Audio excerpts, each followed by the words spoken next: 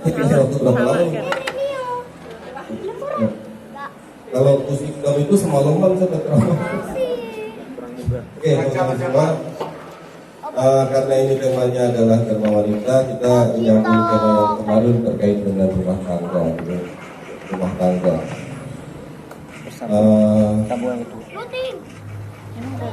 Saya mau tanya dulu nih ke ibu bapak semuanya.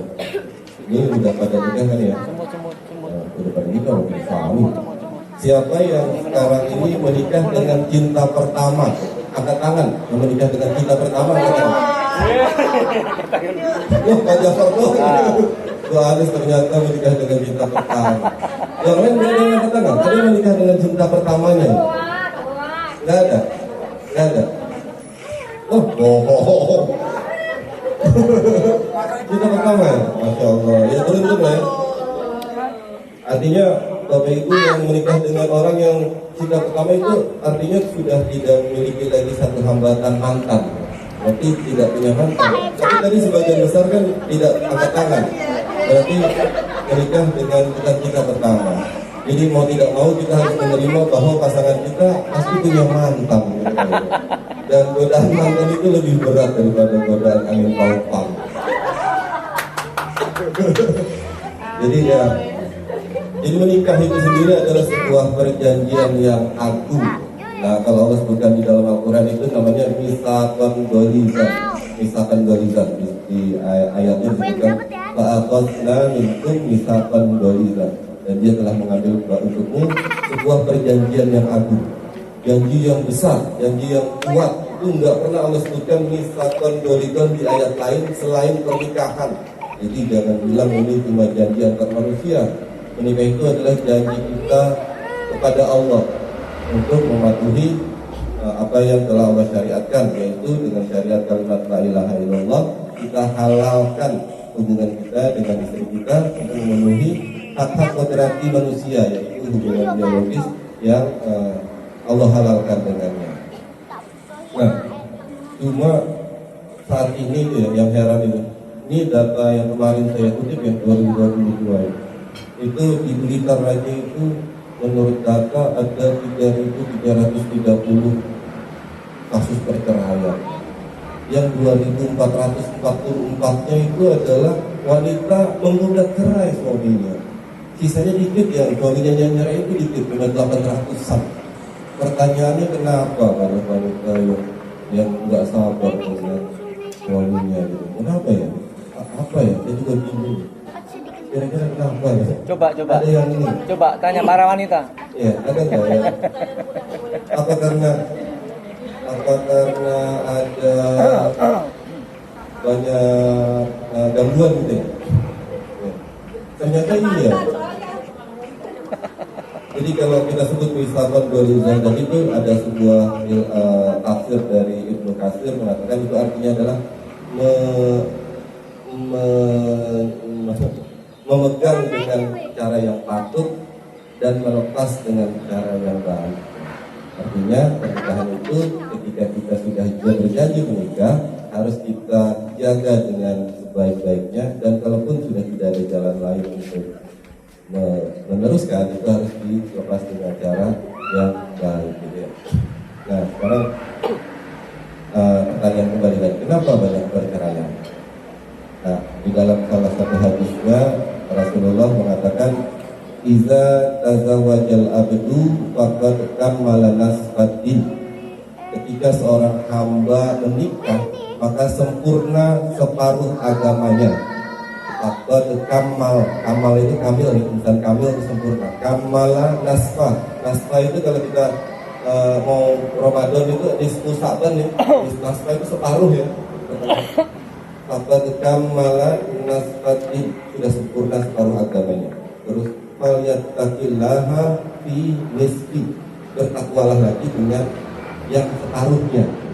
Jadi kalau kita timbang ya, di sini ada neraca, di sini menikah, di sini separuhnya, di sini itu semua ibadah yang lain, bertakwa yang lain. Bertakwa yang lain di sini apa? Ya rukun Islam, sholat wajib, sholat sunnah, puasa, zakat, sedekah, berbakti pada orang tua, berbuat baik sama tetangga, mengaji. belajar, menuntut ilmu ini di sini semua nih. Itu timbangannya sama dengan yang di sini.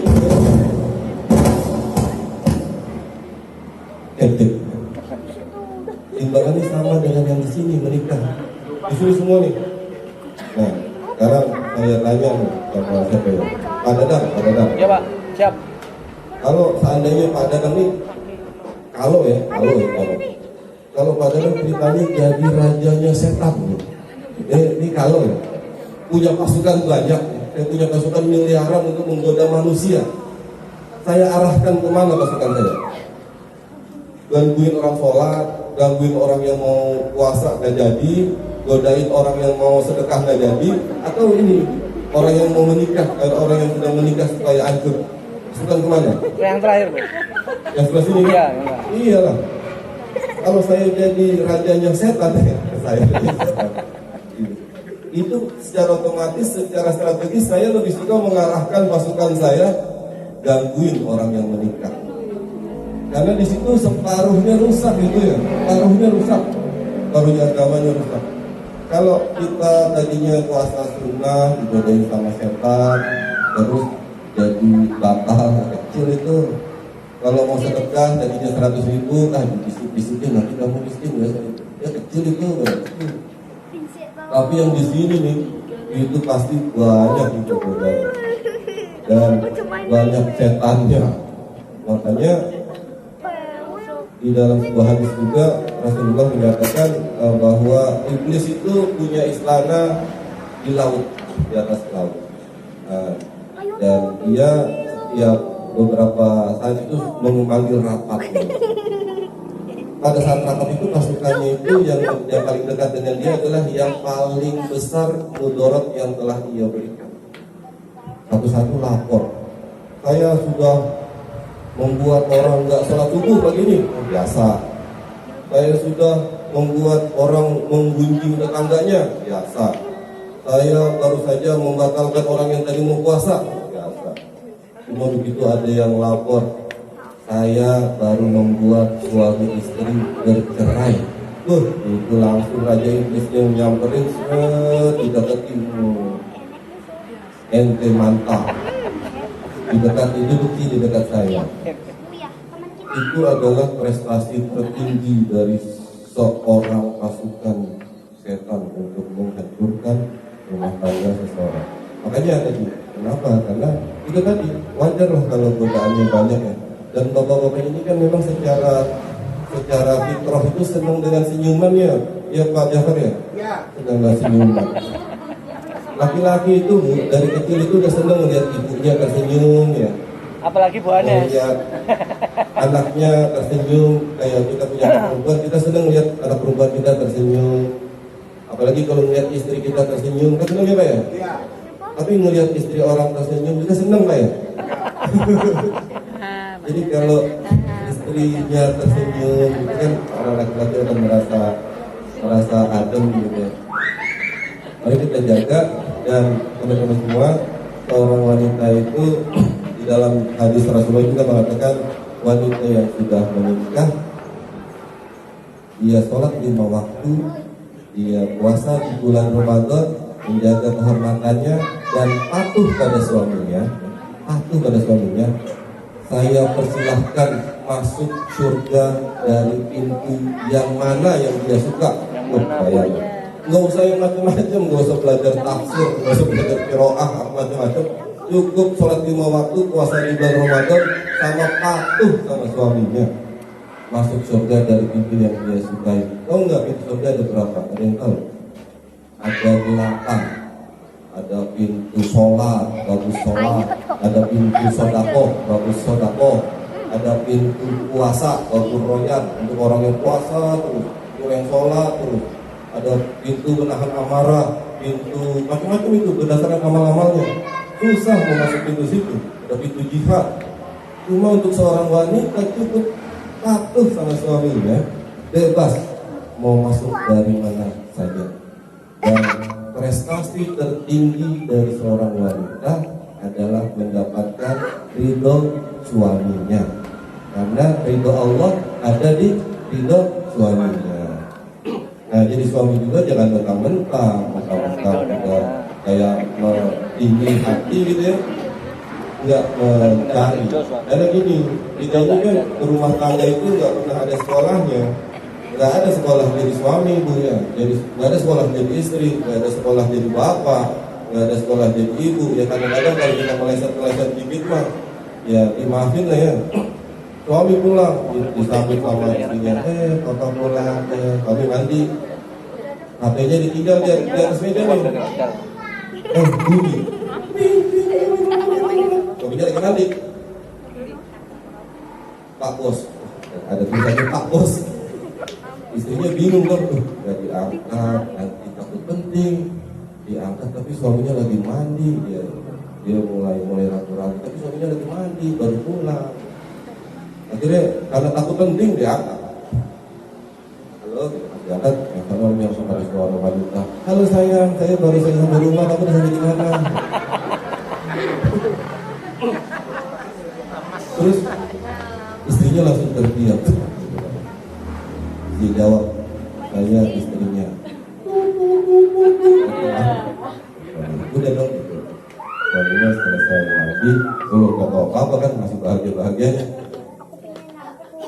Halo sayang, mah nanti malam aku baru dapat rezeki, kita makan di luar ya, atau dinyiapin kita mau ngajak makan di resto, ya, kita makan ya.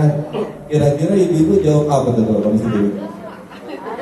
Gimana jawabnya kalau ini baru terima telepon dan suaminya kan dengan polosnya bilang, nanti kita makan malam ya, dinyiapin nih, ada rezeki. Kira-kira kamu makan sama Pak Bos gitu ya? Habis yang diangkat tulisannya Pak Bos, makanya hati-hati Pak Dadang jangan tulis Pak Bos. Nama asli Pak, nama asli. Iya. Mama Mentari. Ya, kira-kira jawabannya. Kamdas. Ya, Mama itulah Mentari. karena seperti Mama itu Mentari. dan seperti itu pasti ada lah Ngerti, Pak Jamal. kayak gitu. Ujungnya menjadi Mentari Pak. Kita kembali lagi baik laki-laki maupun wanita, kita harus selalu menjaga apa yang diperbolehkan dan yang tidak diperbolehkan. Dan yang paling penting adalah bahwa Allah menyatakan di dalam surat An-Nisa ayat 34 ya. Ar-rijalun qawwamuna 'alan nisa bima faddalallahu 'alaihim faddalallahu ba'dahum 'ala ba'din wa bima anfaqu min amwalihim. Seorang laki-laki adalah pemimpin atas wanita karena kelebihan yang Allah berikan pada yang satu atas yang lain, maksudnya kelebihan atas laki-laki atas perempuan, dan karena nafkah yang diberikan dari hartanya. Wa bima anfaqu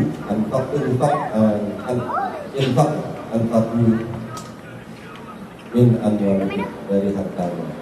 Jadi Allah yang sudah ciptakan laki-laki itu sebagai pemimpin dari wanita karena kelebihan. Jadi kalau menurut Dr. Aisyah Dahlan pernah dia dengerin Aisyah, itu ahli otak sebenarnya dia, bukan saja awalnya itu.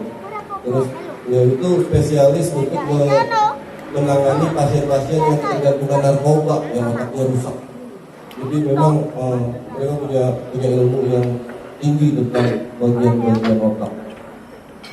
Ternyata setelah diteliti itu otak laki-laki itu memang berbeda sama wanita. Ada satu bagian yang namanya hipotalamus.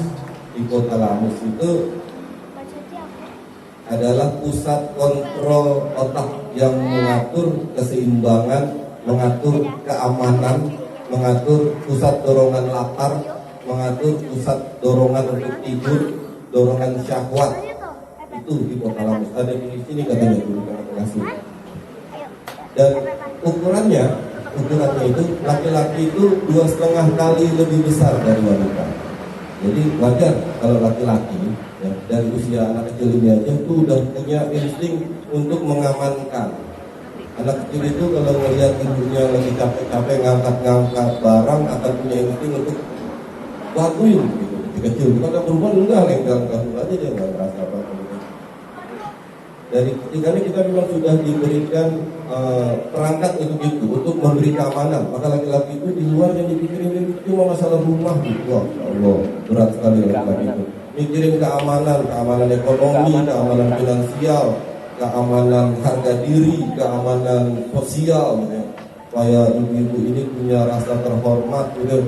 Kita amankan keamanan hutang, keamanan itu aman ya, mengamankan. Supaya tagihan gak datang ke rumah gimana ini, debt kolektor gak datang, dipikirin semua itu. Nah itu karena hipotalamus laki-laki lebih besar. Nah, tapi hipotalamus itu juga kan mengatur semua ya. Makanya laki-laki suka cepat lapar, gak bisa tahan lapar. Kadang-kadang diajak ngomong baru datang dari kantor, tidur duluan. Karena itu tadi dia lebih besar dan pusat dorongan syahwatnya juga lebih besar. Jadi wajar kalau yang banyak minta pasti bapak-bapak daripada ibu itu ya kayaknya gitu ya. Iya Pak. Iya, oh iya, banyak kenceng banget. Karena memang pusat dorongannya lebih besar. Itu satu kelebihannya dari sisi otak. Terus ternyata matanya juga beda laki-laki sama perempuan itu. Retinanya itu. Laki-laki itu diberi kelebihan, dia fokus. Tapi laki-laki itu selalu fokus ke depan. Dia matanya itu mata pemburu, fokus. Jadi dia makanya kalau melihat sesuatu itu fokus ke depannya. Yang dilihat itu dia nggak akan melihat lagi kanan kiri. Ibu-ibu retinanya lebar, mata penjaga. Makanya dia ditempatkan untuk menjaga keluarganya, mengamankan anak-anaknya. Makanya kalau di mall itu ya, laki-laki kalau melihat ibu-ibunya lagi sibuk di bagian pakaian dalam wanita, gitu ya, lama dan lagi belanja-belanja sebelah itu, kelihatannya aman gitu, set ngelihat ada PSB yang rok mini sebelah jauh itu, cus, fokus langsung lihat, langsung fokus dia, langsung menuju ke sana, pura-pura nanya apa gitu ya. Nah, ibu-ibu pada saat belanja-belanja ngeliat-ngeliat barang itu dia ngelihat gerak-gerik suaminya. Makanya pada saat kita ngobrol baru 5 menit sama PSG, waktu ibu-ibu udah di belakang. Karena menjaga. Makanya Pak Wahyu pakai kacamata terus. Makanya saya selalu pakai kacamata hitam untuk tetap mempertahankan fokus. Kalau Bapak kalau di mall itu melihat PSG di sebelah mana itu yang sales promotionnya atau sales, bus jauh, roknya pendek, rambutnya girang. Terbuka dikit gitu ya. Udah tuh, melihat ibunya lagi belanja-belanja di sebelah sana, kayaknya aman. Mulailah cari-cari pendekatan gitu. Ibu-ibu belanja-belanja jangan kira dia nggak melihat gerak-gerik suaminya, melihat. Karena itu tadi Allah yang memberikan beda, Allah berikan retina yang lebih lebar untuk ibu-ibu. Jadi walaupun dia lagi ngeliat, kelihatan dia, suaminya di belakang aja kelihatan. Iya. Jadi kadang-kadang kita baru ngobrol sebentar ya, belum dapat nomor telepon, ibunya udah di belakang. Akhirnya ya. Pak, ibu-ibu berburu diskon. Akhirnya kita lanjutkan belanja. Itu tadi ya, itu kelebihan. Memang Allah berikan kelebihan laki-laki atas perempuan. Jadi ada yang memang secara berarti harus kita terima dan itu memang sudah dikodratkan seperti itu. Yang kedua, kepemimpinan laki-laki itu karena nafkah yang diberikan. Ya. Jadi di situ ada dua ya. Hak kepemimpinan laki-laki itu yang pertama adalah karena kita diberikan kelebihan secara kodrat, dan yang kedua karena nafkah. Jadi buat laki-laki, terutama yang ibunya bekerja, jangan mau masalah nafkah itu ibu-ibu yang pegang, jangan mau. Itu sama dengan kita sudah menyerahkan separuh dari hak kepemimpinan kita kepada ibu-ibu. Jadi makanya ada pepatah yang bilang kalau ibu-ibu bekerja itu ya silakan aja, tapi mereka itu prinsipnya uangku, uangku, uangmu, uangku. Kalau kita uangku, uangmu, uangmu, uangmu, kita banyak lebihnya. Iya. Kalau ibu-ibu uangku, uangku, uangmu, uangku, itu kan gitu ya. Kalau bapak-bapak uangku, uangmu. Mana Pak? Uangmu, uangmu. Kita nggak punya hak untuk ngambil itu. Iya nggak? Nah, itulah hak. Hak nafkah itu adalah syarat dari kepemimpinan laki-laki. Jadi kalau itu sudah diserahkan, artinya secara sadar kita sudah meletakkan sebagian dari otoritas kepemimpinan kita kepada istri kita. Jangan mau maju terus malah mundur mereka. Iya. Sekarang pertanyaannya, sebenarnya berapa sih nafkah yang harus diberikan oleh seorang laki-laki kepada wanita? Saya kasih segini nggak cukup, kasih segini nggak cukup terus pak, gitu ya. Ya kalau kita orang BPS ya, Mbak Cika mungkin tahu ya, ada yang namanya garis kemiskinan. Garis kemiskinan itu dihitung berdasarkan kebutuhan minimum seseorang per bulan untuk memenuhi kebutuhan bahan makanan dan non makanan, gitu ya Mbak Cika? Ya. Berapa sekarang kita satu orang kita? Ya. Pak Dadang, berapa? Masa cuma 300 itu udah ya. Per kapita per bulan. Ya ini kalau mau di pas-pasan garis kemiskinan ya. Ini yang miskin loh. Iya itu miskin. Misalnya kalau nggak salah itu 530-an. Kalau nggak salah. Ya nggak tahu berapa ya. Intinya itu kita pakai aja lah. Minimal loh, seandainya gaji laki-laki udah kepotong macam-macam gitu. Kita punya anak 2, berarti ada 3 orang yang dinafkahi dan kita 4 ya. Dan kita juga makan dari situ ya. Ya itu kali aja lah 500.000 kali 568 Mbak Tania. Oh ya. Itu kan. Ya, itu orang mereka harus gitu Mbak Tania. Mikirnya nggak boleh. Harus kita pakai data kita nih Pak. Itu tuh dari para ahli loh yang meneliti itu, bahwa kebutuhan minimum kilokalori per orang per hari kita jadi per bulan per hari adalah 2.200 gitu ya katanya, 2.100 kilokalori gitu ya, makanan yang terdiri dari unsur karbohidrat, protein, kacang-kacangan, vitamin dan lain-lain. Saya nggak tahu, saya bukan orang sosial, cuma pernah dalam bentar gitu. Lalu ada non makanan di situ, pendidikan, baju, sandang, pakaian, listrik dan lain-lain. Minimal 560 ya. 568. Nah, jadi harusnya nih, tandanya kita memang punya hutang atau ada potongan gaji, itu harus dikalikan dengan jumlah kepala yang kita tanggung, itu jangan diganggu. 568 kali 5 misalnya gitu ya. Kalau anak 2, anak 3, gitu ya, 2,5 juta. Kalau cuma berdua ya berarti cuma 1.100.000. Nih nafkah, terserah kalau istri kita punya pendapatan lain untuk bersoleh, kuliah, macam-macam itu hak dia, nggak apa-apa. Tapi kita sudah menyerahkan kewajiban kita sebesar kebutuhan minimum seseorang per kapita per bulan. Orang BPS banget itu baru mikirnya segitu.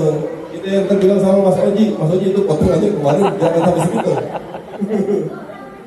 Mentang-mentang udah dipotong saudara potong sini, itu bayar rumah, bayar ini ya udah nggak ada yang dikasih ke istri, nggak bisa, harusnya harus itu masih lebih gitu ya.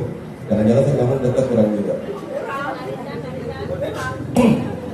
Ya itu buat kita semua ya. Jadi kepemimpinan itu 2 dasarnya. Di situ disebutkan ar-rijalul qawwamuna 'alan nisa bima faddalallahu ba'dhum 'ala ba'din, karena kelebihan yang Allah berikan ada yang satu atas yang lain, dan bima anfaqu min amwalihim, dan karena nafkah yang diberikan.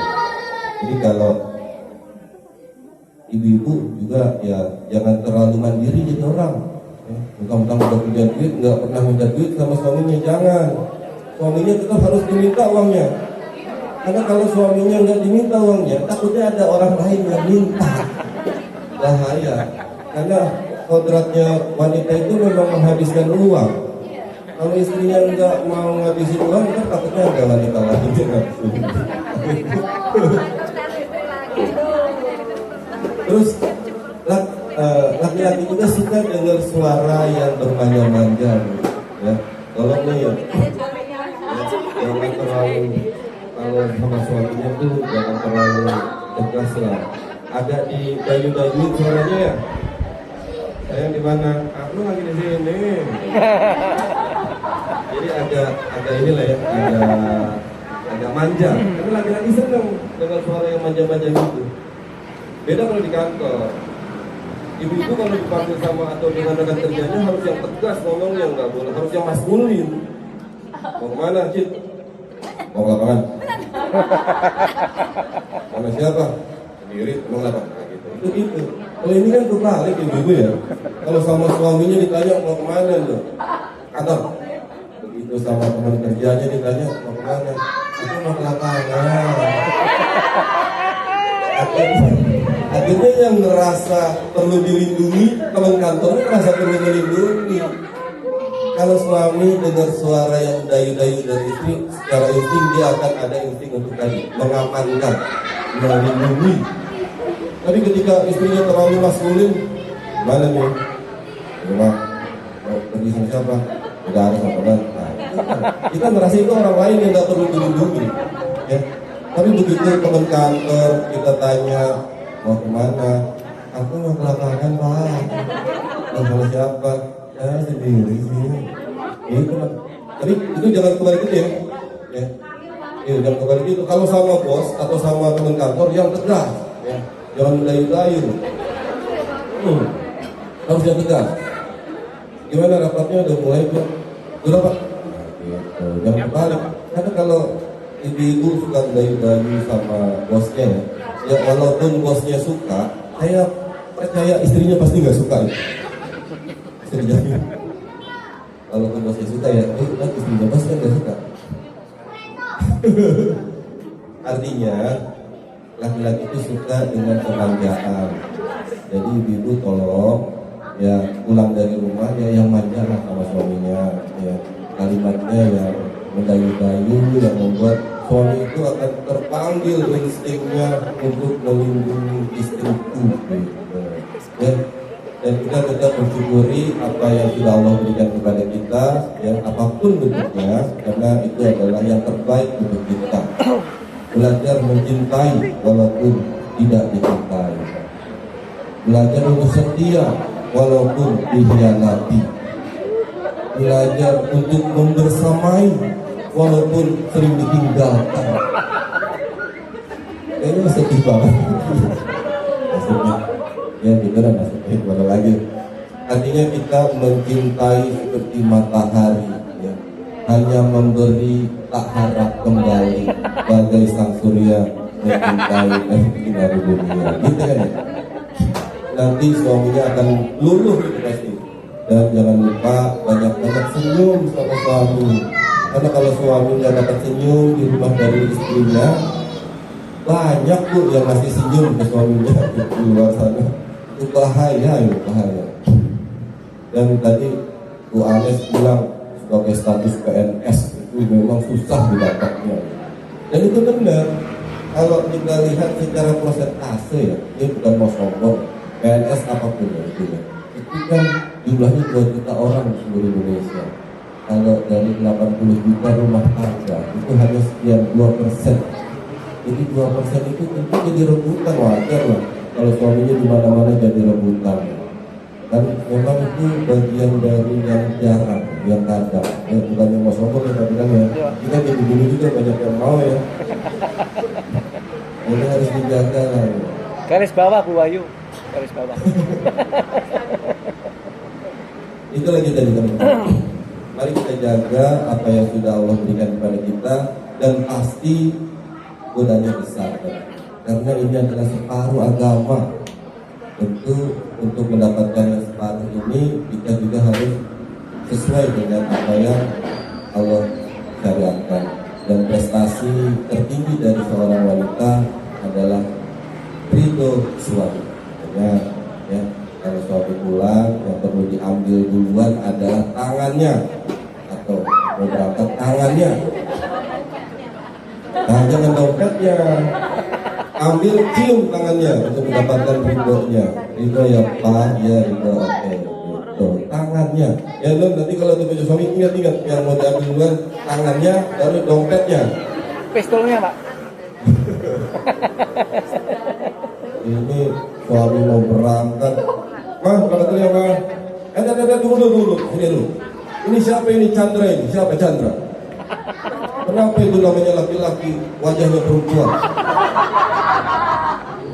Chandrawati. Jelaskan ini. Kamu pasti bohong ini. Loh, katanya emang di kantor ada yang namanya Chandra Dian. Emang perempuan ya? Kalau bawaannya berprasangka buruk kan begitu. Tunggu dulu, jelaskan ini siapa ini namanya Chandra? Atau kebalikannya, panggil. Sini, siapa ini namanya? Retno. Kenapa wajahnya laki-laki? Kenapa namanya Retno? Yang itu namanya Galang Retno. Benar. Oh.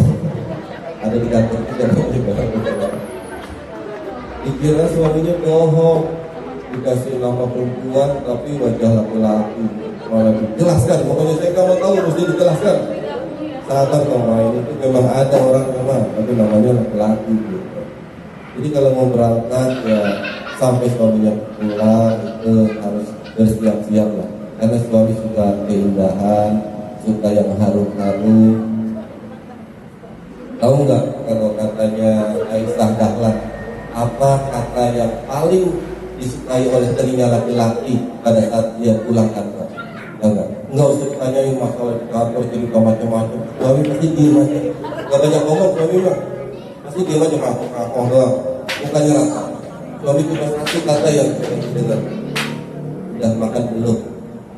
Terus saya cari, itu dari Aisyah Dahlan, udah makan belum? Walaupun suaminya baru pulang dari restoran, makan-makan sama temennya, itu ditanya lagi, oh udah makan belum? Karena memang suka ditanya itu, karena tadi, malah belum sampai rumah, Malah lapar. Di goreng dia. Malu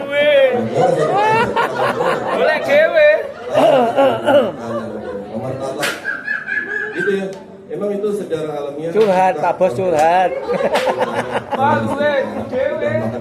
Walaupun kita tahu dia baru dari tempat makan. Karena belum tentu suami itu dari tempat makan terus dia makan, belum tentu. Bisa jadi dia cuma ngopi, bisa jadi dia cuma minum. Kalau mentang-mentang habis ngopi-ngopi terus di rumah nggak dikasih makan, padahal kita di rumah di kafe tadi nggak makan. Saya sering begitu soalnya. Akhirnya minta makan sama Allah. Jadi ini saya cuma mengutip apa yang dokter ahli otak itu sampaikan. Hipotalamus laki-laki yang besar itu memang membuat dia tidak bisa menahan lapar. Jadi katanya kalau laki-laki udah minta makan, itu artinya dia udah nahan lapar setengah jam katanya. Jadi kalau masih masak terus tunggu lama nggak kelar-kelar itu pasti langsung ngamuk dia, marah. Itu ngamuk banget sih aku masak apa? Udah yang gampang aja kelar lah gitu. Itu memang ternyata itu ternyata bukan kita yang buat tuh, itu memang dari sononya ternyata. Dari penelitian otak, hipotalamus itu membuat ruang untuk mendorong rasa lapar itu lebih besar. Ya, kita sama-sama ingin menjadi pribadi yang lebih baik. Itu saya juga yang baik, itu yang kita baik-baik banget. Tapi kita berbagi pengalaman, ilmu, dan yang jelas kita niatkan untuk mencari keridhaan Allah. Karena seyogianya rumah tangga yang dibangun adalah untuk mencari keridhaan Allah dan mencapai surganya. Seperti Allah katakan, ya ayyuhalladzina amanu qu anfusakum wa ahlikum naron. Wahai orang-orang yang beriman, jagalah dirimu dan keluargamu dari neraka, dari api neraka. Kenapa Allah katakan jagalah dirimu dan keluargamu dari api neraka? Kenapa Allah katakan ini? Hai orang-orang yang beriman, masukkanlah keluargamu ke dalam surga, ajaklah keluarga itu. Kenapa? Kenapa? Karena tadi ya ayyuhalladzina amanu itu orang yang beriman, itu pasti masuk surga. Cuma masuk surganya kapan? Ya, tinggal masalahnya. Ketika kita beriman, setitik pun iman pasti masuk surga. Tapi laki-laki bertugas untuk menjaga keluarganya supaya jangan lama-lama direndamnya di nerakanya. Maka tugas kita adalah menjaga keluarga kita. Dan seorang wanita ketika masuk ke neraka ada 4 yang menjaga. Ada 4 yang menjaga. Sebelum wanita nah ini perlu dicampur. Sebelum seorang wanita cek sebelum seorang wanita digiring ke neraka, ada 4 laki-laki yang akan ditanya dulu, yang menjaga dia, yang akan bertanggung jawab terhadap wanita ini. Yang pertama bapaknya, yang kedua saudara laki-lakinya, yang ketiga suaminya, yang keempat anak laki-lakinya. Baru itu wanita masuk ke neraka. Jadi ditanggung tuh bersama sama bapak-bapak tuh. Dan bapak-bapak yang nanggung siapa? Nggak ada yang nanggung. Jadi wajar kalau wanita itu harus hormat kepada suaminya. Kata Rasulullah, seandainya boleh seseorang untuk bersujud kepada orang lain, aku perintahkan istri untuk bersujud kepada suaminya. Demikian mulia suami karena memiliki tanggung jawab di dunia dan akhirat yang berat. Saya rasa demikian yang dapat saya sampaikan. Semoga bisa bermanfaat. Mohon maaf jika ada yang salah, tidak ada tanya jawab. Terima kasih. Assalamualaikum warahmatullahi wabarakatuh. Waalaikumsalam. Kapan-kapan kasih tanya jawab, Pak.